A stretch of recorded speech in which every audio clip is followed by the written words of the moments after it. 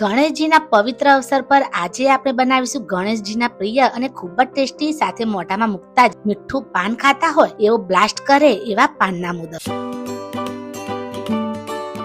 પાનના પત્તા અને મીઠા પાનના ઇન્ગ્રેડિયન્ટ્સ માંથી બની જતા આ પાન મોદક ખાઈને ઘરના લોકો ગણેશજી અને ગણેશજીના ભક્તો ખુશ થઈ જશે. આ મોદક બનાવવા બહુ સરળ છે. સાથે સાથે નથી ગેસનો યુઝ કરવાનો કે નથી કોઈ વધારે ઝંઝટ. ફક્ત 10 મિનિટમાં બનીને આ મોદક તૈયાર થઈ જશે. કુલિંગ ઇફેક્ટ થી ભરપૂર અને કેલ્શિયમ, પ્રોટીન અને વિટામિન્સ થી ભરપૂર મોદક બનાવવા માટે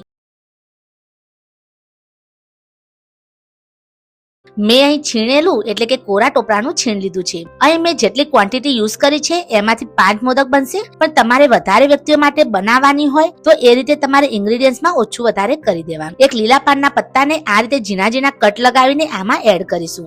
આ મેં લીધું છે મીઠાઈ મેટ. મીઠાઈ મેટ મેં અમૂલનું યુઝ કર્યું છે તો હું આમાં એડ કરી દઈશ મીઠાઈ મેટ. મીઠાઈ મેટ થી આ પાન મોદકમાં ટેસ્ટ ખૂબ જ સરસ વધી જાય છે. બીજું કે આ મીઠાઈ મેટ થી આપણે ખાંડ એડ નહીં કરવી પડે કેમ કે મીઠાઈ મેટમાં ઓલરેડી સુગર હોય જ છે. પાન મોદક બનાવીએ છીએ તો પાનની ઇફેક્ટ આપે એ માટે ગ્રીન કલર હું આમાં એડ કરીશ. તો મેં અહીં ચપટી ગ્રીન ફૂડ કલર એડ કર્યો છે. અડધી ચમચી વેનીલા એસેન્સ એડ કરીશું. વેનીલા એસેન્સ ના બદલે તમે ગુલાબ ફ્લેવરનો એસેન્સ પણ આમાં એડ કરી શકો છો. બસ આટલા ઇન્ગ્રેડિયન્ટ્સ એડ કરીને આને સારી રીતે આપણે મિક્સ કરી દઈશું.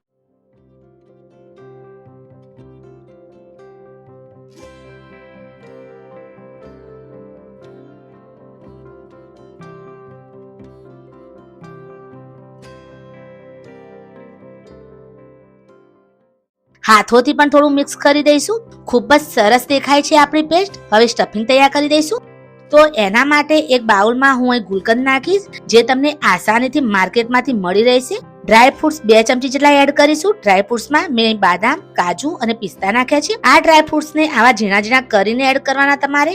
ડ્રાય ફ્રૂટ્સને વધારે પાવડર જેવું નહીં કરી દેવાનું તમારે. ફક્ત મીડિયમ ઝીણા ઝીણા ટુકડા કરવાના છે. અહીં નેક્સ્ટ આપણે એડ કરવાનું છે મિલ્ક પાવડર. મિલ્ક પાવડર હું અહીં 1 ચમચી એડ કરીશ. એનાથી સ્ટફિંગમાં એક ક્રીમી ટેક્સચર એડ થશે. બીજું કે આનાથી મીઠાઈનો ટેસ્ટ પણ એડ થાય છે. નેક્સ્ટ આમાં હું તૂટી ફૂટી એડ કરીશ. તૂટી ફૂટીને તમારા એરિયામાં શું કહેવામાં આવે છે મને કોમેન્ટમાં જરૂરથી કહેજો. આને નવરંગ તરીકે પણ ઘણા એરિયામાં ઓળખવામાં આવતા હોય છે. તો આ નવરંગને પણ હું એડ કરી દઈશ આ સ્ટફિંગમાં. બસ હવે આને મિક્સ કરીને ગોળ ગોળ નાની નાની ગોળીઓ તૈયાર કરી દેવાની તમારે. સો ફ્રેન્ડ્સ, તમે જોયું કે પાન મોદકમાં આપણે એવી જ વસ્તુ એડ કરી છે જેનાથી મીઠાઈ બનતી હોય છે અને પાન બનતું હોય છે. પાન મોદક એ ગણેશજીની મીઠાઈ છે પણ જ્યારે તમે આ પ્રસાદી ખાશો તો ફિલિંગ તો તમને મીઠું પાન ખાતા હશો એની જ આવશે. એક પાન મોદકની જગ્યાએ તમે 5 મોદક ખાઈ જશો એની ગેરંટી. અને જ્યારે તમે આ પાન મોદક બનાવશો તો ફરીથી આ વિડીયોમાં આવીને મને કોમેન્ટ કરશો કે જિંદગીભર ના ભૂલાય એટલા ટેસ્ટી પાન મોદક બન્યા હતા. આવું મોદક મેકર લઈશું જે ઇઝીલી માર્કેટમાંથી તમને મળી રહેશે. બહુ જ ચીપેસ્ટ પ્રાઇસમાં તમને આ મોદક મેકર મળી રહેશે. તો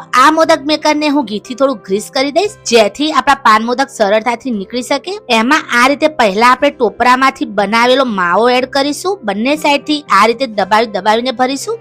નેક્સ્ટ આમાં જે ગુલકંદ અને ડ્રાય ફ્રૂટ્સ નાખીને સ્ટફિંગ બનાવ્યું હતું એને વચ્ચે આ રીતે મૂકી દઈશું. આટલું કર્યા પછી આ મોદક મેકરને બંધ કરીને આપણે દબાવી દઈશું. નીચેના ભાગને પણ દબાવીને ફિટ કરી દઈશું.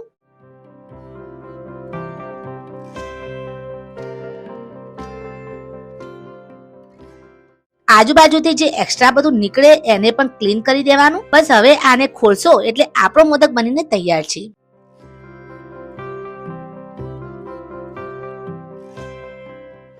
જોઈને જ ખાવાનું મન થઈ જાય એવા મોદક બન્યા છે. મોઢામાં પાણી જરૂરથી આવી ગયું હશે. અને તમે જોયું કે ખૂબ જ સરળ છે બનાવવા. વધારે કઈ મહેનત નથી કે વધારે કોઈ ઝંઝટ નથી. તો એકવાર ટ્રાય જરૂર કરજો અને ગણપતિ બાપાને આ મોદક ચડાવીને ખુશ કરી દેજો. ઘણી જાતના મોદક બનતા હોય છે. એ દરેક મોદક ટેસ્ટી પણ હોય છે અને ખૂબ જ સરળ હોય છે. પણ આ મોદક એકદમ યુનિક તો છે જ પણ એનો ટેસ્ટ પણ એટલો જ યુનિક છે. તો ચાલો આ પાન મોદકને ગણપતિ દાદાને ચડાવી દઈએ અને ગણપતિ દાદાને ખુશ કરી દઈએ. બોલો ગણપતિ બાપાની જય. આઈ હોપ કે તમને આજના મોદકની રેસીપી જરૂરથી ગમી હશે. હું તમને મળીશ આવી સરસ અને બીજી સરળ રેસીપી સાથે. ત્યાં સુધી બાય બાય, ટેક કેર, ધન્યવાદ એન્ડ જય Ambe. Thank you so much for watching. અને હા, અમારી ગુજરાતી કુકિંગ વિથ કવિતાને સબસ્ક્રાઇબ જરૂરથી કરી દેજો.